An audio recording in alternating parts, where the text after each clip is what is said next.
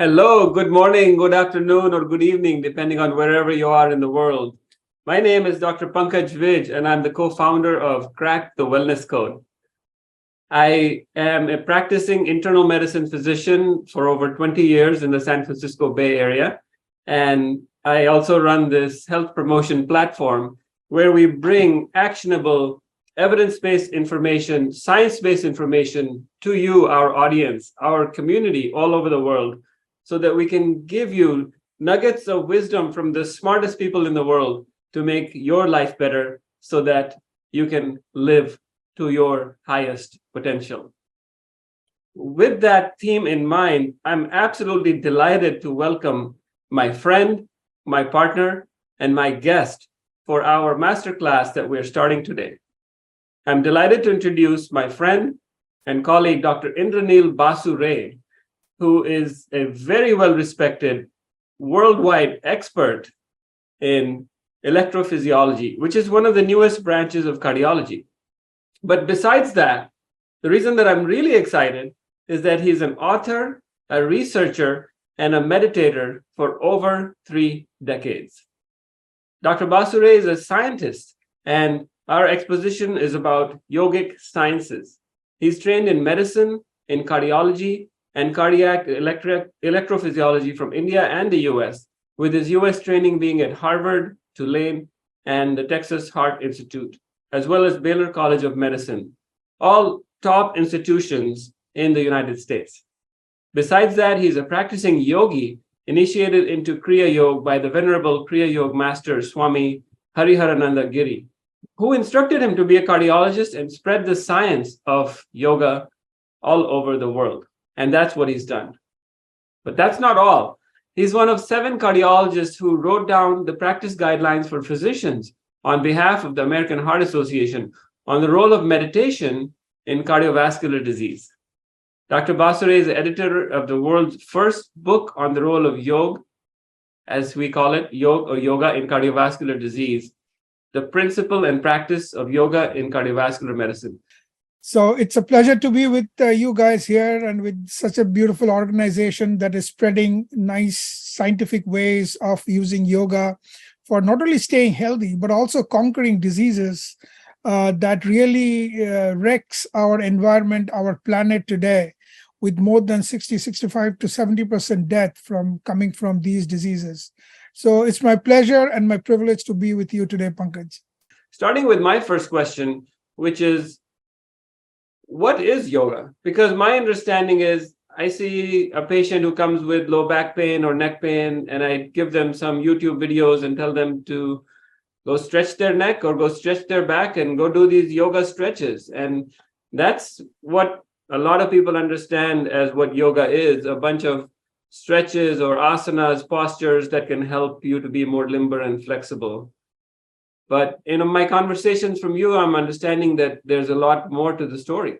So yoga is basically a philosophy that takes care of the mind, the body in a way that you can live a long life completely disease-free. So what it does is it brings up those nuances that is important in a daily lifestyle. What should you eat? What should you sleep? How you should do physical exercises? How should you reduce stress? And the fine part is that today, with development of science, in the sense that we now have imaging inside the brain, we can find what are the genetic sequencing, we can know what are the genes and how they are reflecting in the body through epigenetics. We have in the last 10 years have found out that yoga does much more than that. Yoga can completely change your brain. Yoga can completely change the epigenetic of your genes, which will, as we shall explain later on, if you can change the epigenetics, you can change how your gene behaves. Because suppose if you have a bad gene, not necessarily it will be active, and there may be means by which you can shut it off. So yes, so it's basically a philosophy that deals with the human being reaching the next paradigm, a paradigm of being healthy, being happy, decreasing aging, and living a life that is completely free of diseases. What are the limbs of yoga? So if it's not just asana, what are the other things, and sort of how do we put a structure to it? I've heard something about 8 limbs.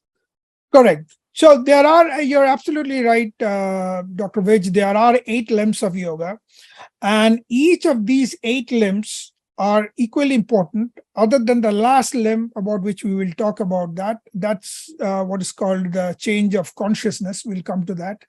But the other 7 limbs is something that everybody can practice. So the first limb is yama, which means certain basic protocols in life that you have to follow. The second is also called niyama, which is again certain basic protocols like you don't steal, you tell the truth. You might say, why is that important? That is important because if I'm telling you a lie, it's amply clear that there are changes in the body and the brain, and that's how actually they use the lie detector for criminals. Mhm. Because we believe that if I'm telling you a lie, it doesn't matter. What does it matter? But what we don't understand is, and that's what yoga or the rishis or the people who discovered yoga thousands of years back understood, that when I lie, there is change in my brain, there's change in my body, there's change even in my skin.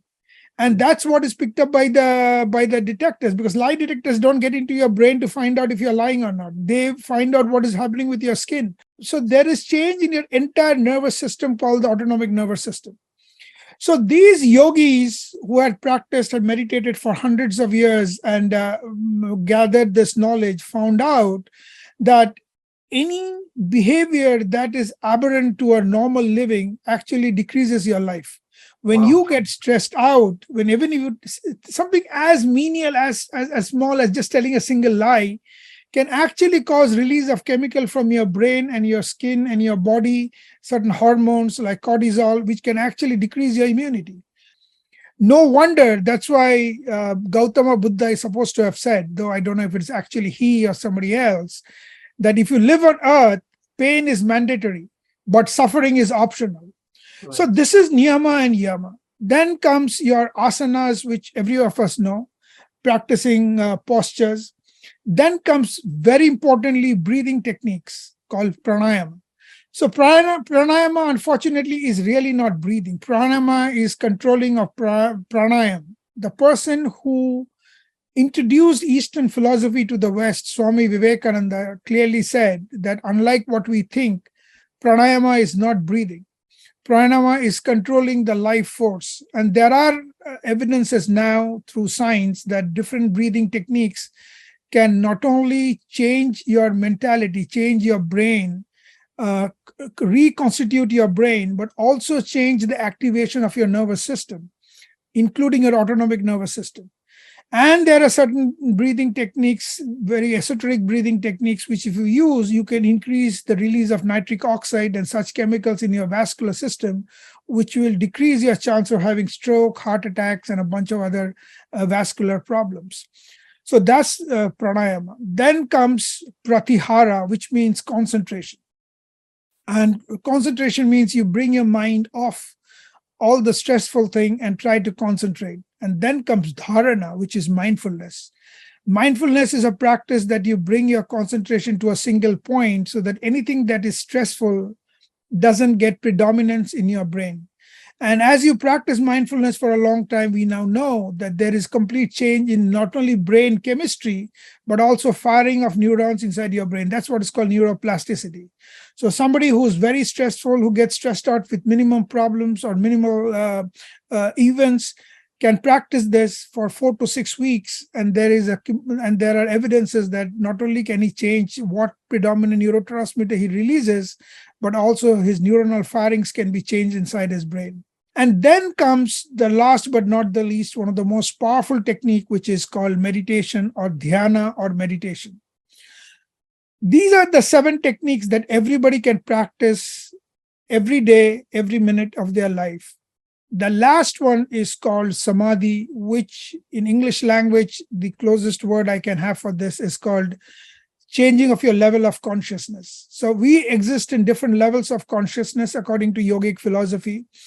When you practice these techniques, you can change your paradigm of existence to a different level when none of these stressful things affect you at all.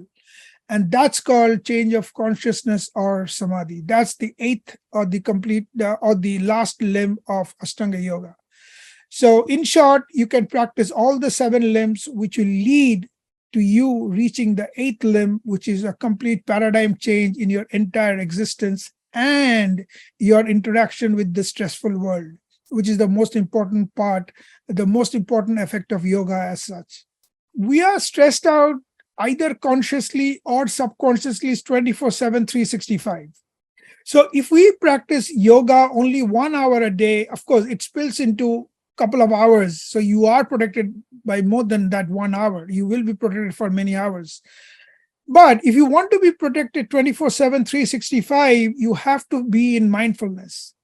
And mindfulness makes sure that this dangerous chemical that we are talking about, they are lethal chemicals. I mean, like interleukin-6, they damage your heart, they damage your lungs. And we know that from COVID, that these chemicals, when they're released in large amounts, can burn your lungs in 5 days. That's what we saw when COVID first came up.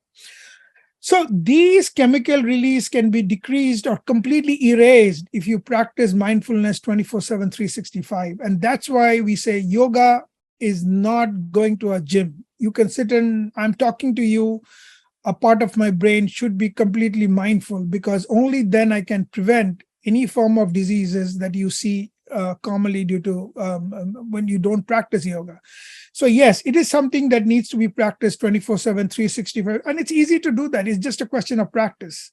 You can do everything that you're doing even better than what you're doing now, because your mind is concentrated. At the same time, you can remain in mindfulness, which will be not only keeping you healthy and happy and disease-free, but actually increases your concentration. Because when we do a particular work, 60 to 70% of our brain is thinking about everything else. Oh, what happened? I have to go to school. Tomorrow I have to do this. Day after tomorrow I have to do this. So you're really not concentrating. But when you are mindful, you're not only keeping yourself healthy, but you're also concentrating more on the work you're doing. So of course, the results are much better. I start with something a little more easier, because being non-judgmental, I think, in my opinion, takes some time. It's not very easy to do, because not only should you be non-judgmental, but you have to be non-judgmental even at your subconscious level. So sometimes what happens, you will see that something happens and suddenly you start feeling not bad, or somebody says something, you don't feel bad. So judgmental or being non-judgmental has also a subconscious connotation, and that takes years to learn. But if I can use a very simple practice, and we know some of these practices, where you try to stay in the now, in the present moment, that itself practice will make sure that with passage of time, as you practice and practice, you'll learn that you'll become non-judgmental automatically. Because in the present moment, there cannot be a judgment. I mean, you can judge whether your past is well, the decisions that you have taken is right or wrong, the guy who spoke to you, whether he behaved properly with you or not. Or you can think about the future and say, what you will do tomorrow, day after tomorrow, will you achieve your goals or not? But if you're in the present moment happening now, slowly you'll learn that being judgmental doesn't make sense, because it's now. So whatever your mind thinks that will be the only truth, because you have no control over your past. What has happened has happened. You might try to change it in the future, but you can't change whatever past has happened. You cannot decide your future, because what you decide you're going to do may or may not happen. But what you're doing now, you can completely change, and no God or a super being in the earth or heaven or anywhere else can make you change that, because you're in complete charge of your presence. So that's how I start, and then slowly you get the practice of becoming non-judgmental, and it's a couple of steps from there. So what I'm hearing from you is that we talk about mind, body, spirit, but what I'm hearing is that the mind aspect of changes that happen in the mind are much more powerful and much more important than just the physical aspects of maintaining a certain posture or causing a certain amount of stretch and strain in the joints or in the muscles. That is absolutely true, because we are what our mind thinks. So it is scientifically, it's, as you know, you're a physician also. Mind, last 2000 years, initially we thought that a few diseases from the mind creates diseases in the body, and we used to call them psychosomatic illness. Today we know that every moment there is interchange between the mind and the body and the mind. Everything that happens in the mind is related to the body, and body accordingly reacts to it. Everything that happens in the body is related to the mind, and mind reacts to it. So physical exercises increases your flexibility, decreases a couple of diseases, but is only 5 to 10% of yoga. 90% of yoga is the other practices. For example, breathing techniques that decreases sympathetic drive and increases parasympathetic drive, and which itself decreases your chance of developing heart failure, your chance of having sudden cardiac death, which is the commonest cause of death in America. Every 2 minutes, an American dies due to sudden cardiac death. There are over 350,000 deaths every year in just America alone. And that's all because of sympathetic overactivity, which you can block by practicing certain breathing techniques.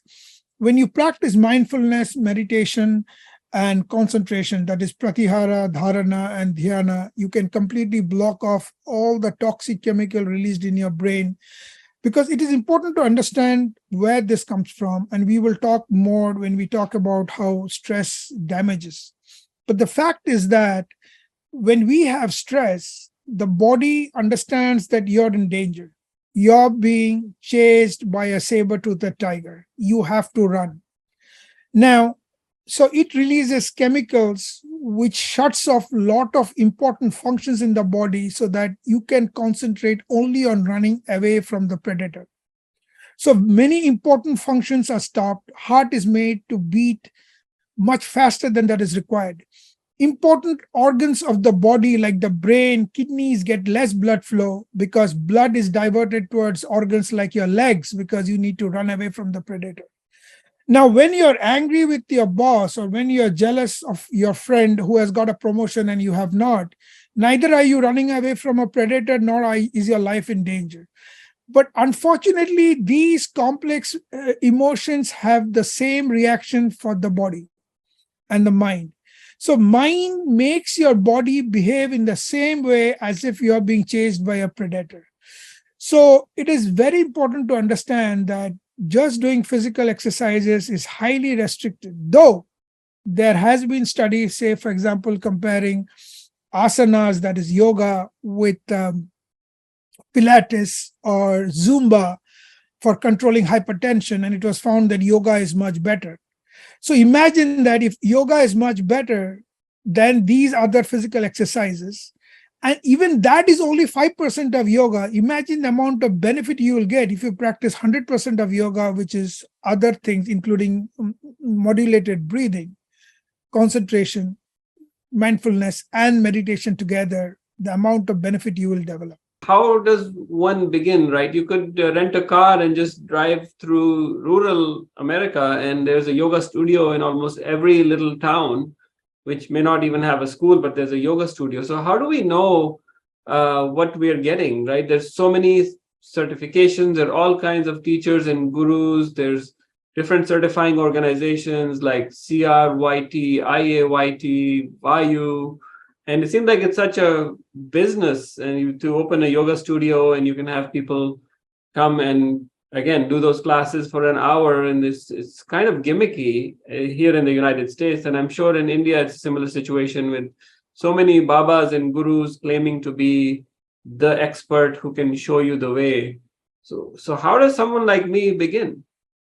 Yeah, that's a very important question, and I completely agree with you. So the phenomena that we are seeing is because yoga has got popular, people want to make a fast buck out of it. So everybody opens up a studio and teaches, even for taken for granted that they teach the right asanas. Even then, your benefit is only 5 to 10%, whereas most people don't even know correct asanas, so they're even worse. And the important part is that just doing asanas benefit also decrease, even if you do it correctly, until you modulate it with your breathing. is this combination that makes a difference. And the third thing is, as you correctly said, is that as you modulate the asanas, that covers you for that 4 to 5 p.m. that you're doing it. What about the rest of the day? So that doesn't protect you from the rest of the day. But yes, the level of knowledge needed is much more than what can be offered in a yoga studio. And a lot of people who, as I said, there are different certifications, but all the certifications you have to remember is mostly for asanas, that you can do, like, for example, 400 hours, 200 hours yoga teachers training. What do they teach? They teach some philosophy, but those philosophy is, it's like, I ask you, I'm telling you that I'm going to take you to a cruise along the Pacific Ocean, and I just take you to the beach and get your feet wet in the tide, and then I say, oh, this is Pacific Ocean. So that's unfortunately the truth with most of the yoga studios and yoga certification. So I think people who are in this, who are academics, need to get more involved. Physicians need to get more involved. Yoga till now has been exclusively in the hands of people who are not physicians, who don't understand human physiology, who don't understand medicine. Yoga, as I said, is a complete medical, it's a part in medicine. It is completely, yoga therapy has nothing to do with just physical exercises. So unless doctors like you and me get aggressively involved in teaching yoga to our patients and make sure that the patient gets benefited from them, you will have charlatans making a quick buck by fooling people, as we see. So the quick way is, number one, most people who are offering classes and asking you money for that is they're trying to make a quick buck. Number two is, ask them, are they teaching you meditation? Are they teaching you diet therapy?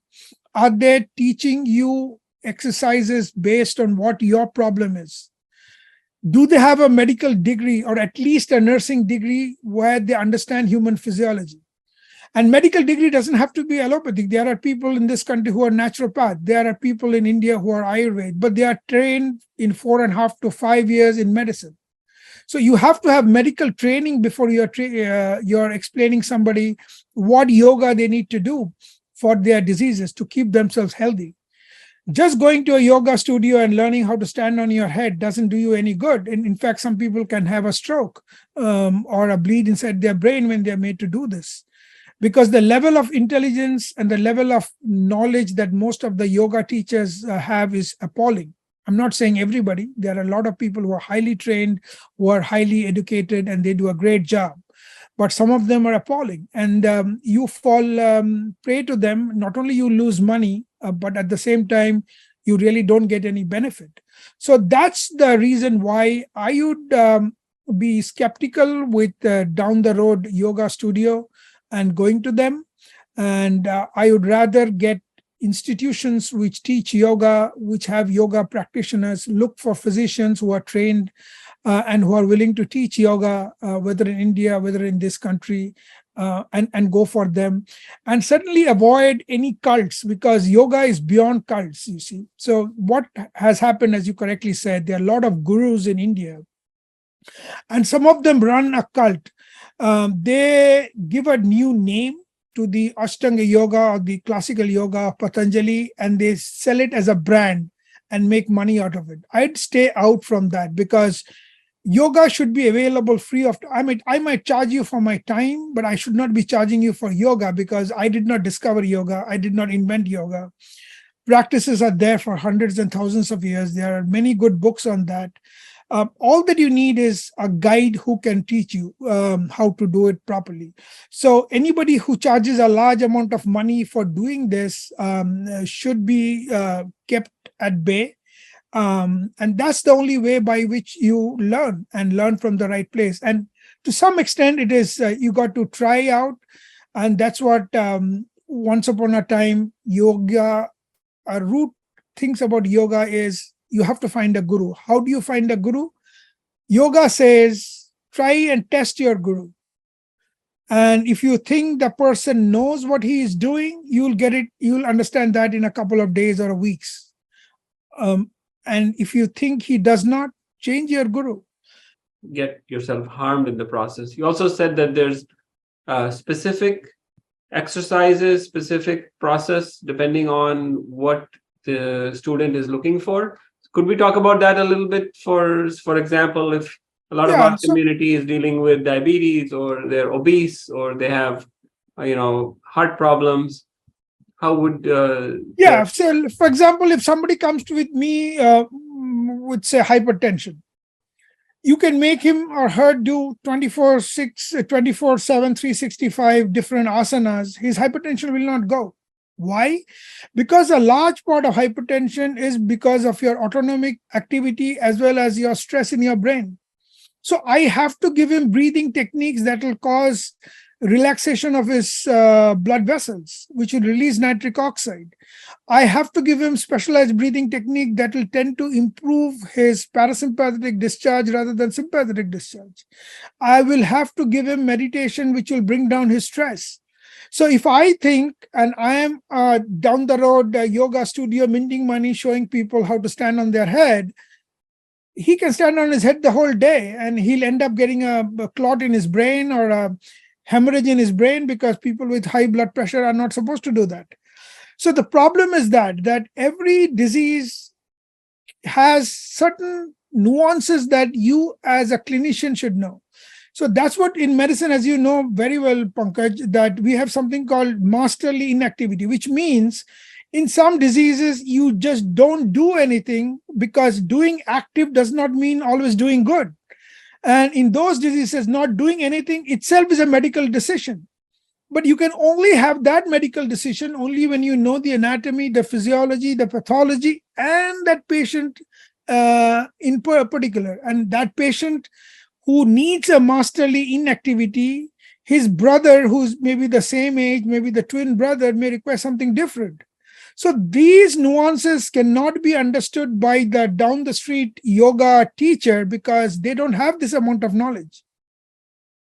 So that amount of knowledge makes the crucial differences between somebody who can use yoga for his benefit in having a disease-free life, and rather than having a teacher who can only teach you how to maybe a little more flexible by making you bend your bones, bend your leg, bend your neck, and stuff like that.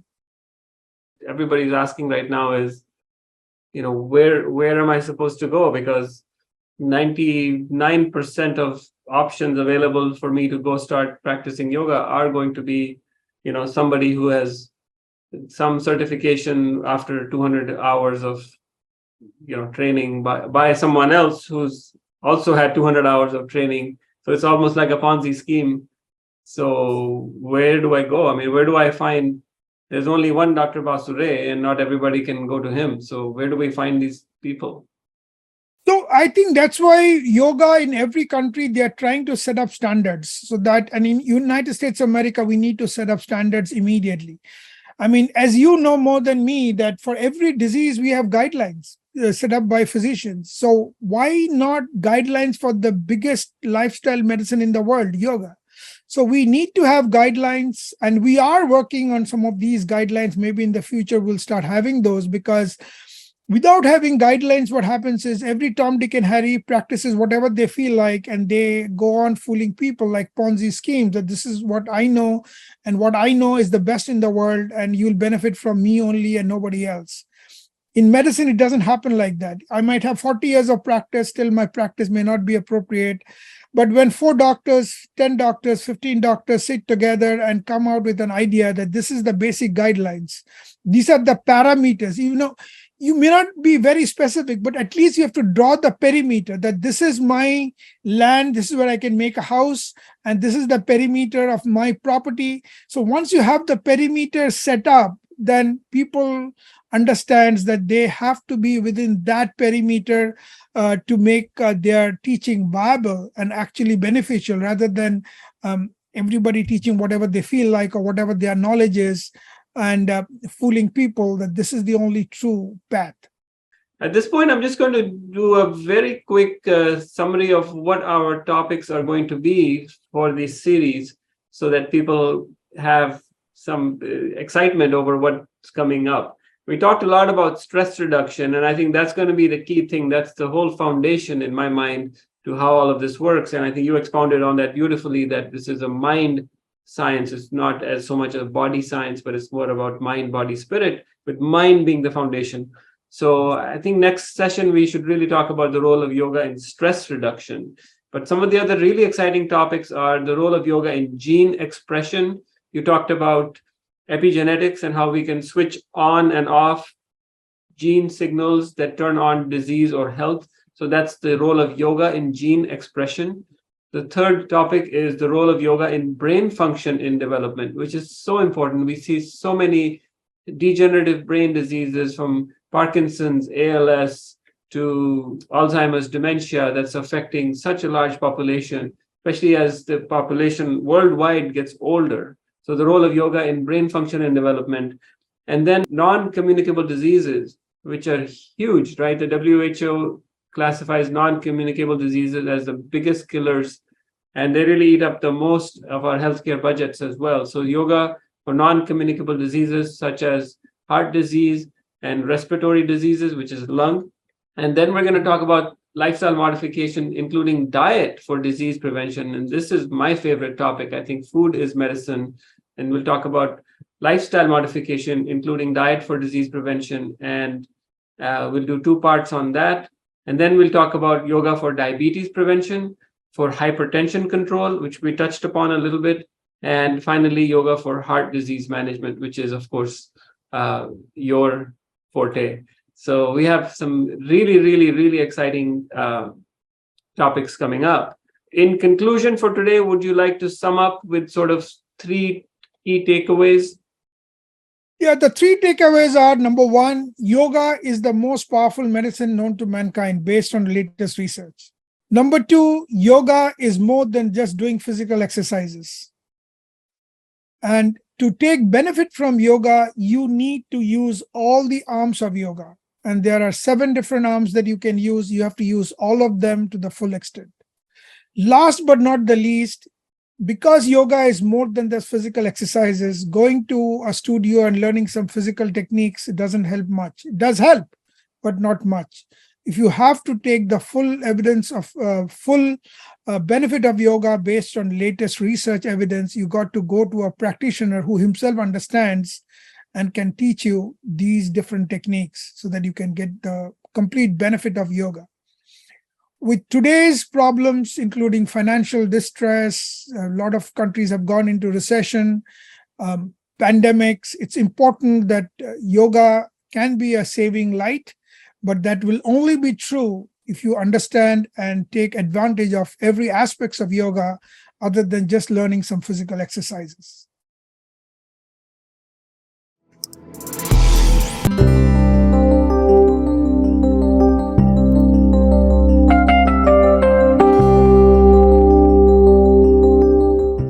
Add my point, which is that something that you said, which was the absolute brilliant spark of light for me today, which was that this is something that we practice 24 hours, 7 days a week, 365 days. So it's something that we do all the time, and it's a way of life. It is the original lifestyle medicine. And you just said that it's not just a physical aspect, it's mind, body, spirit. We talked about setting yoga standards. We talked about the fact that this is a science with both body and mind implications, and that cults and gurus who don't understand the physiological aspects of yoga need to be shunned, and we need to take over because this is a science and we need to have guidelines and parameters. It's a way of life, and it's not hard to adopt. We don't need to go to any special place. It is something that when we can start, I can start today. It is the most ancient and powerful lifestyle medicine. And as you said, we use all 8 arms of yoga to extract the maximum benefit. And if we want to go to a practitioner, find one who understands physiology and the various facets of yoga, the 7 limbs, 8 limbs really, and really get to the best version of yourself that you can be, so that you can do more good, to be around, to be alive, to have more energy, more years in your life, more life in your years, so that we can give back and do more good for the people around us.